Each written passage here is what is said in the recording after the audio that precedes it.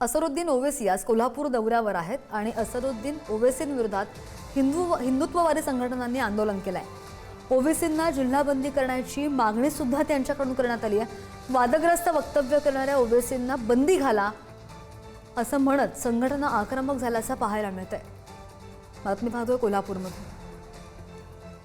असदुद्दीन ओवैसी आणि इम्तियाज जलील आज कोल्हापूर जिल्ह्याच्या दौऱ्यावरती आहेत आणि या सगळ्या दौऱ्याला हिंदुत्ववादी संघटनांनी विरोध केला होता।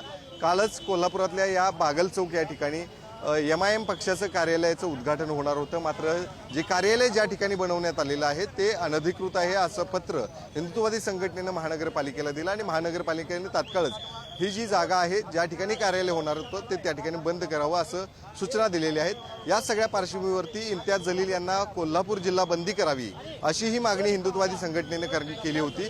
जर कोल्हापूर जिल्ह्याची त्यांना परवानगी दिली तर आम्ही याच बिंदू चौक या ठिकाणी पंचमुखी मारुती मंदिरच्या ठिकाणी येऊन सर्वजणच महाआरती करू असं या ठिकाणी इशारा दिला होता आणि त्यासाठीच हे सगळे पदाधिकारी कार्यकर्ते हिंदुत्ववादी संघटनेच्या या ठिकाणी एकत्रित आलेले आहेत। काय नेमका तुम्ही इशारा दिला होता आणि आज तुम्ही सगळेच हिंदुत्ववादी संघटनेचे एकत्र मागील त्याचा इतिहास पाहता त्याची बेताल वक्तव्य जर आपण निदर्शनात आले आपल्या तर कायम देव देश धर्माच्या विरोधात ती वक्तव्य करत असतात। 15 मिनिटात पोलीस आठवा आम्ही बघून घेतो अशी त्याची वक्तव्य असतात।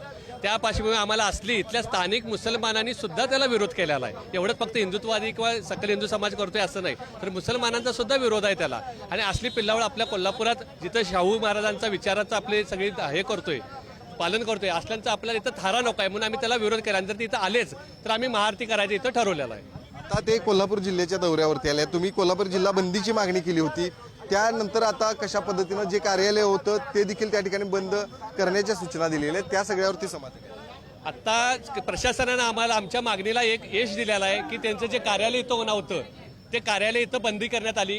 कॉर्पोरेशनच्या माध्यमातून महानगरपालिकेनं ते कार्यालय बंद करून तिथं सील केलेलं आहे। तिथं